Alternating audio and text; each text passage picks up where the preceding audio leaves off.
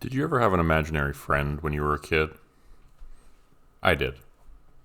His name was Freckles the Clown. He had red, fuzzy tufts of hair jutting out of the sides of his head at odd angles. His eyelids were painted blue and his face was painted white. He had a red nose and lots of freckles. The freckles weren't just on his face either, but all over his clothes and arms like a million little misshapen polka dots. Or like blood spatter. When I walked home from school, Freckles would tag along.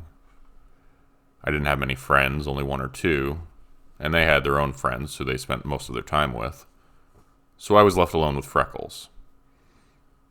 We'd splash through mud puddles together in the spring, make piles of leaves and dive into them in the fall. We'd make snow forts in the winter and snowmen to guard them. I never had many real friends, but I was never lonely as long as Freckles was around to keep me company. But what I didn't know was that Freckles was a jealous imaginary friend. He didn't like me hanging out with anybody except for him. One day at school, I made a friend. A real one, not invisible like Freckles. A kid named Peter started talking to me during recess. We were both playing on the jungle gym when I saw his South Park t-shirt. I complimented him on it and said that was my favorite show, even though technically I wasn't allowed to watch it. That seemed to be enough information for him to decide I was okay. He told me that a bunch of his friends were coming over that weekend for his birthday party, and he invited me to come. I looked around to see where Freckles was, since I always looked for his approval. But he was nowhere to be seen. It was like he'd just vanished.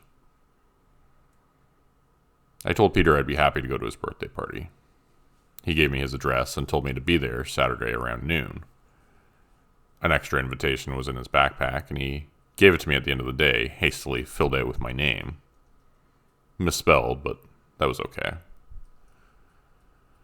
I was actually invited to a birthday party for the first time in my life. I couldn't believe it. The rest of the week I was so excited about the birthday party, it was all I talked about.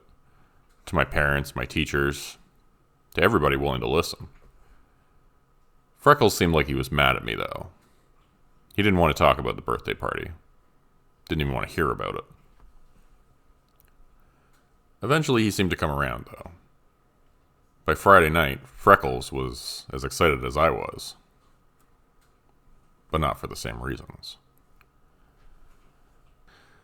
Saturday finally came, and my mom drove me out to Peter's house. She dropped me off and gave me a kiss on the cheek, telling me to be good before driving away. I went inside and found a bunch of kids from my class were already there, playing pin the tail on the donkey, and wearing pointed cardboard hats covered in polka dots.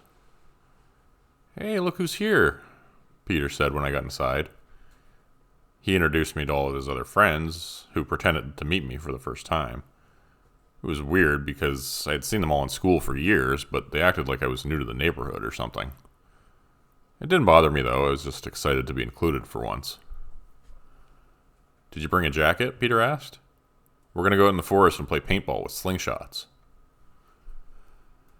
It turned out his mom had bought a jumbo container of paintballs and a dozen slingshots for his birthday party, since that was what he wanted to do more than anything on his birthday.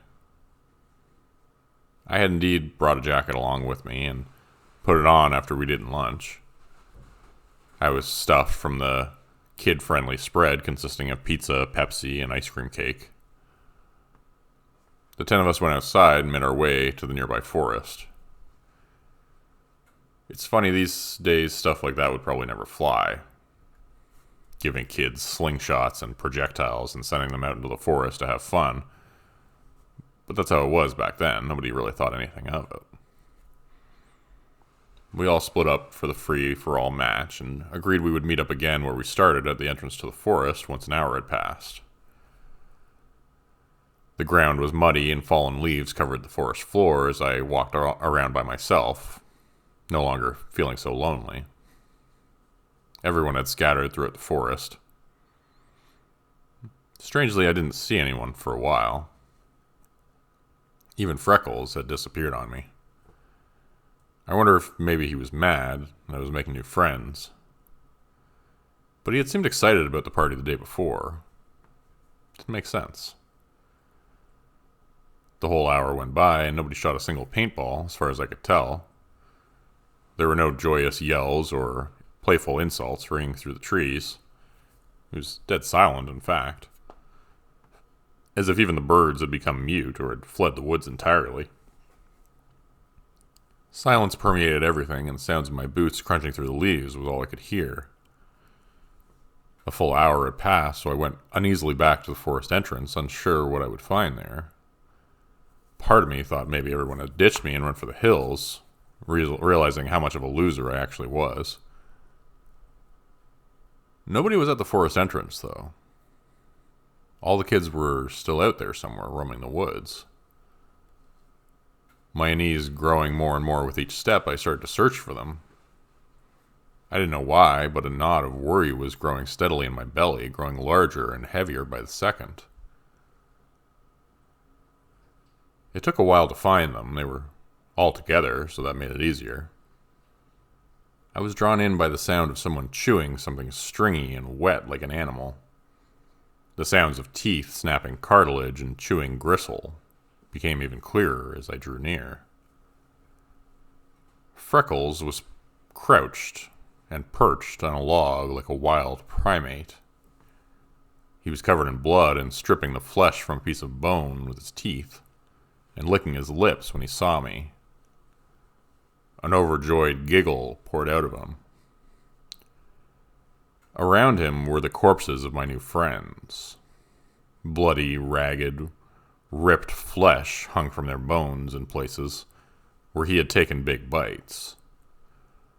Their clothes were ripped and torn from their struggles to escape him.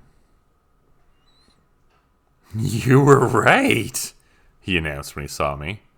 "Birthday parties are fun." My voice caught in my throat as I tried to scream, unable to make a sound. "I'm so glad you invited me,"